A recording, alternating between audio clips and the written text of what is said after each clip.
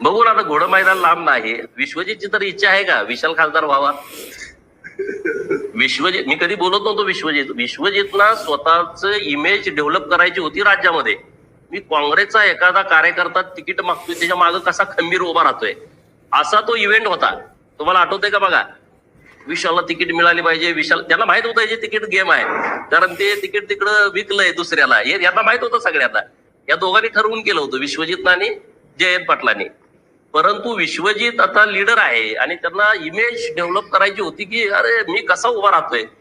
पण त्यांच्या हवा त्या दिवशी गेली, हा ऐकायलाच तयार नाही विशाल अपक्ष उभा राहील हे ना विश्वजितला माहित होतं ना हे जयंत पाटलांना माहित होतं. विशाल निवडणूक लढवतोय हे कळाल्यानंतर ह्याची हवा गेली. तेव्हा काय ते बरोबर नव्हते, त्यांना तर नाही झालं की आता शरीरांतर बरोबर राहायचं. त्यामुळं विश्वजितनी फार काय एवढं मोठ्यानं बोलण्याची आवश्यकता नाही अजिबात. आणि बघू ना, मैदान काय आता जवळच आहे ना, 2029 काही लांब नाही. आम्ही त्या मैदानात आहेच. राजकीय घडामोडींचा सर्वात वेगवान अपडेट फक्त इथेच राजकीय लाईव्हवर. आमच्या YouTube चॅनलला लाईक, शेअर, सबस्क्राईब करा आणि रहा राजकारणाच्या रणभूमीवरील थेट नजरेत.